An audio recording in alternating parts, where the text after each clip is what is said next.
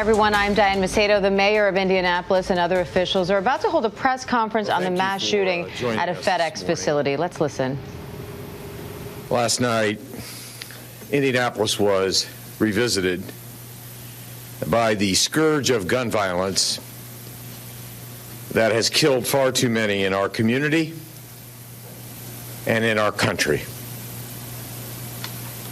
Although we will learn more about this case in the coming days and in the coming weeks, no piece of information will restore the lives that were taken or the peace that was shattered.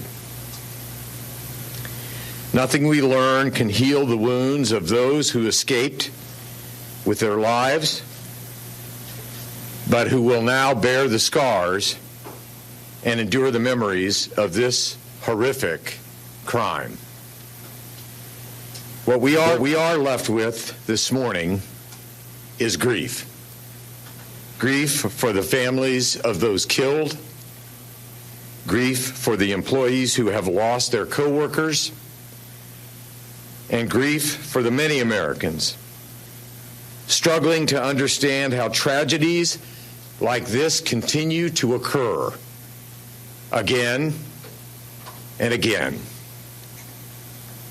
They joined the Indianapolis community in trying to understand this senseless violence. And it seems to me that beyond the need of comfort for the grieving, we must guard against resignation or even despair. The assumption that this is simply how it must be, and that we might as well get used to it.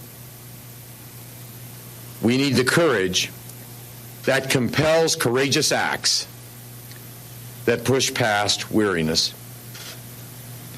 I want to thank the first responders who arrived at the scene, the IEMS personnel who provided medical care to those injured, and the brave IMPD officers who responded and who are now investigating the events of last night. By all accounts, these women and these men acted heroically, caring for victims and families and bringing order to a chaotic environment. I'll close by saying this. Indianapolis is a resilient community. Last night was a devastating blow, and its impact will be felt by our community for days and weeks to come. But in times of despair, I know that our residents will rally together and help one another make it through. The eyes of the nation are on Indianapolis today in ways that we would never have hoped for. And for those who only know of this city, what they have learned when we are hosting major events on a global stage, they would be forgiven for simply believing that the people of Indianapolis are known for kindness shown to those who come to visit. What they cannot see in those moments, and what is difficult for us who live here to see in these moments, is that this spirit of generosity and radical love is shared not just by our residents, but between our residents. It is what makes this a special place that we are proud to call home. In times of triumph and in times of tragedy. It is what gives us the strength to see through the darkness and find the light of love that exists within each of us. It is what gives us hope. And no crime of passion or act of hate can take that away from us. Not today, not ever. I would point to the fact that just last week I signed on to a letter from over 150 mayors around the country asking for the United States Senate to consider legislation that would expand background checks to be required when firearms are transferred between private citizens, and to close the Charleston loophole, which allows federally licensed firearm dealers to transfer guns to customers before an adequate background check is completed. So the fact that I joined with 150 other mayors in asking the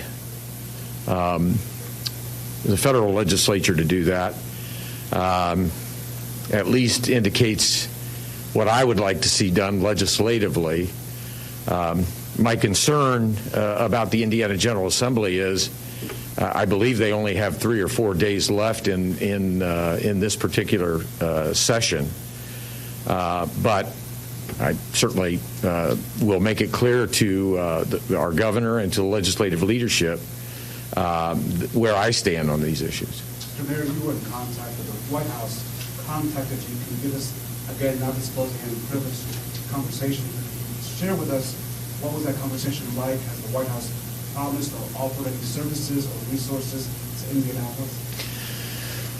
Well, as most people know, the Chief of Staff to the President of the United States is a North Central High School grad from Indianapolis, Indiana, so it was not at all unusual that he would reach out to me. Basically, the offer was, anything you need, Mayor, we stand ready to assist.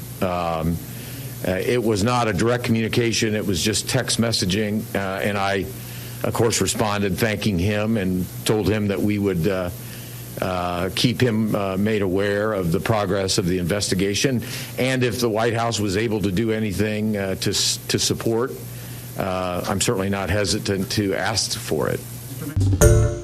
Hi everyone, George Stephanopoulos here. Thanks for checking out the ABC News YouTube channel. If you'd like to get more videos, show highlights, and watch live event coverage, click on the right over here to subscribe to our channel, and don't forget to download the ABC News app for breaking news alerts. Thanks for watching.